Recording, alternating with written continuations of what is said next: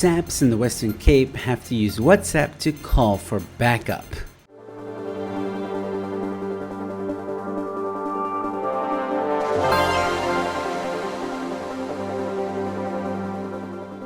Hello ladies and gentlemen, welcome to News in 5. I'm your host Joe Emilio. Thanks for tuning in. Okay, so for those of you who may not know, Ian Cameron from Action Society recently posted on X the following. The SAPS in the Western Cape has had no radio communication since last Thursday. The system is off, and so is the communication with the 10111 control room. Cops in the Cape Flats tried to call for backup when shot at via WhatsApp, if they have signal and data. SAPS management sending good cops to their graves. This also means the public will not get the response they are meant to if they were to call 10111. Posted this on January 29th, 2024. As if things weren't bad enough already. We are in shit, full stop. In an interview on Cape Talk, Ian Cameron gave a little bit more details to the situation. So, first of all, it's important. The context is that the radios that the South African Police Service are issued with in the Western Cape were issued in the 1980s and they were never replaced. So many of them have been repaired and fixed over the years, but you can imagine the wear and tear on a radio that was issued in the 1980s. Okay, so most of the rest of the country have received other radios. So, for example, Gauteng or the Eastern Cape, etc., have a different system that functions quite well.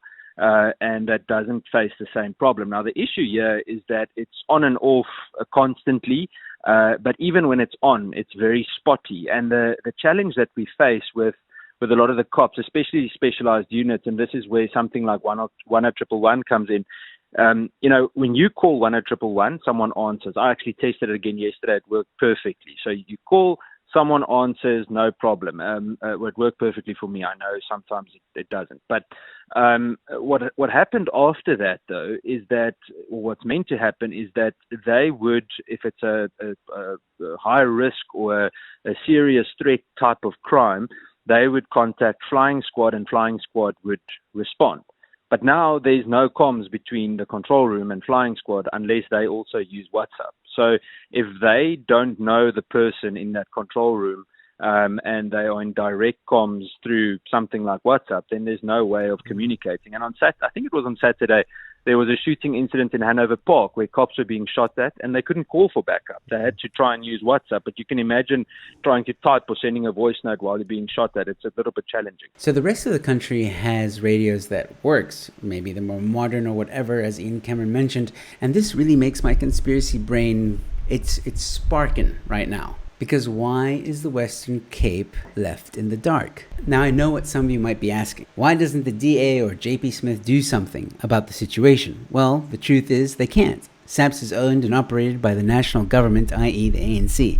The DA has no control over SAPS, which is why the DA is fighting for more control over SAPS through the Western Cape provincial bill. Something I spoke about recently on this channel. So right now, things like budget for Western Cape SAPS is determined by the ANC. Nothing the DA can do. So clearly, the ANC has given limited funding to the Western Cape SAPS. ANC clearly wants to create chaos in the Western Cape. Now again, in a previous video, you'll remember that I spoke about this Western Cape provincial bill that the DA is trying to push through and how publicly the ANC has mentioned that they will try and make the Western Cape ungovernable if the DA pushes it through. For me, it's very interesting that the SAPS communications and radio systems fail the same week that this Western Cape provincial bill is attempted to be pushed through. Coincidence? It is not a coincidence. I'm not an idiot. Not just that, but the DA is holding public hearings about the provincial bill, and here is a clip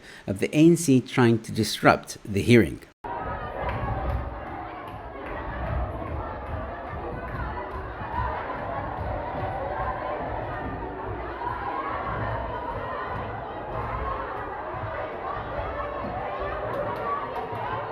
Now, thank goodness there was no violence, but had there been any violence, who knows if the cops could have been reached. Unfortunately, in places like Khayelitsha, where there's high crime rate, the situation is quite dire, as Ian Cameron mentions here. Let's use Hanover Park or Khayelitsha. Khayelitsha is a better example. When it's load shedding, there's zero signal there in any case. So now you don't have a radio. You get sent in there with a high-speed vehicle, a vehicle that is meant to be used in areas that you can drive faster. Say, for example, to react to a bank robbery, something like that, cash in transit heist, etc. Now you're placed there. You don't have direct communication with the station locally. The radios don't work, and you don't have signal in load shedding. So you're a sitting duck.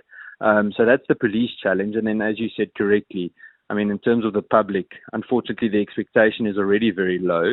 But in terms of the public, the service is just not able to be given. Listen, I know sometimes I make fun and give SAPS a hard time, but there are some good cops in the system. And right now, these brave men and women that are trying to do good are literally being sent to be unalived. And what does SAPS have to say about all this? So I think to me, look, we wrote to them first. I didn't want to, because something like this, obviously it pokes massive holes in any kind of policing strategy. So we wrote to them first before we said anything publicly, but didn't receive a response. Then I thought, well, this isn't right. There are too many cops coming to us with a problem, and should they speak to their commanders, then they get intimidated, which also is obviously wrong in its own. But anyway, so we did write to them. I know that the police minister's spokesperson at some stage did say something along the lines that it's not a public matter. They are aware of the issue and they are giving it the attention that it deserves. But